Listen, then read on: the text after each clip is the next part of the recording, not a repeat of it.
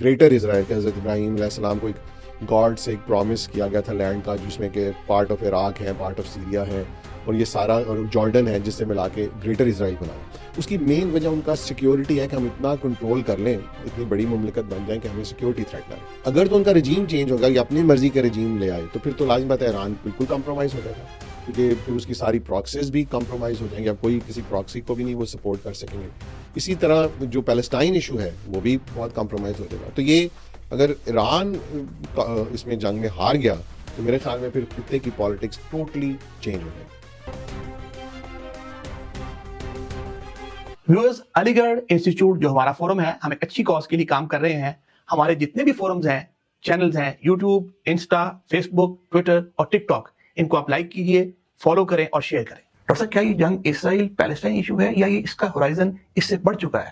اور اگر امریکہ اسرائیل یہ جنگ جیتتے ہیں تو اس کے ساتھ خطے پہ اور اس کے علاوہ دنیا پہ کیا ہوں گے؟ یہ بڑا اہم سوال ہے، کیونکہ ابھی تک جو میں دیکھ رہا ہوں اینالسٹ وہ اس ایشو کو اس طرح اینالائز نہیں کر رہے۔ پہلی تو بات یہ ہے کہ یہ جنگ فلسطین اسرائیل ایشو سے اب آگے بڑھ چکی ہے۔ اس میں جیسے میں نے کہا کہ ایک تو امریکن انٹرسٹ پہلے بھی جو تھا اس خطے کا آئل کنٹرول کرنا، رشیا جو تھا کولڈ وار میں اس کو کنٹرول کرنا، اس وجہ سے انہوں نے اسرائیل کو ایز این ایلائی پک کیا تھا اور اس کے ساتھ انہوں نے اسے بہت سپورٹ کرے۔ اب اسرائیل کے ساتھ یہ ہوا ہے کہ اتنے سالوں کے بعد اسرائیل میں آہستہ آہستہ انہیں لگا کہ ہم سیکیور نہیں ہیں، عربوں سے ہم سیکیور نہیں ہو سکتے۔ اب ایران سے بھی ان کا یہی تھا، اس لیے انہوں نے ایک نئی ریلیجس تھیولوجی جو ان کے ببلکلی ہے کہ جی ہمیں گریٹر اسرائیل کہ حضرت ابراہیم علیہ السلام کو ایک گاڈ سے ایک پرومس کیا گیا تھا لینڈ کا، جس میں کہ پارٹ آف عراق ہے، پارٹ آف سیریا ہے، اور یہ سارا اور جارڈن ہے، جس سے ملا کے گریٹر اسرائیل بنانا۔ اس کی مین وجہ ان کا سیکیورٹی ہے کہ ہم اتنا کنٹرول کر لیں، اتنی بڑی مملکت بن جائیں کہ ہمیں سیکیورٹی تھریٹ نہ رہے، اس لیے ان کا عزائم بڑھ گئے۔ امریکہ اب اس سے نکل کر اب چائنا کنٹینمنٹ میں چلا گیا ہے، اس کے اپنے ایک بن گیا ہے۔ تو یہ جو جنگ کا ہورائزن ہے یہ پھیل گیا ہے۔ اچھا، اب امریکن انٹرسٹ اور تو لازمی بات ہے کہ یہ ہے کہ ایران جو ہے اس کی رجیم چینج کر کے یہاں بھی کنٹرول کر لیں۔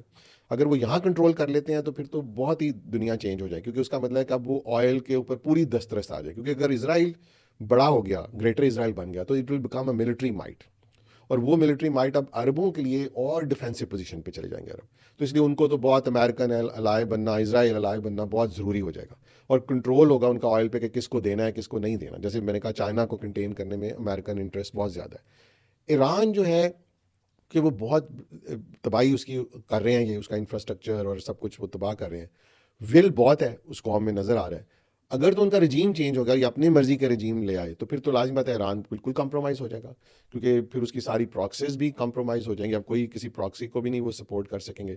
اسی طرح جو پیلسٹائن ایشو ہے وہ بھی بہت کمپرومائز ہو جائے گا۔ تو یہ اگر ایران اس میں جنگ میں ہار گیا تو میرے خیال میں پھر خطے کی پالیٹکس ٹوٹلی چینج ہو جائے گی۔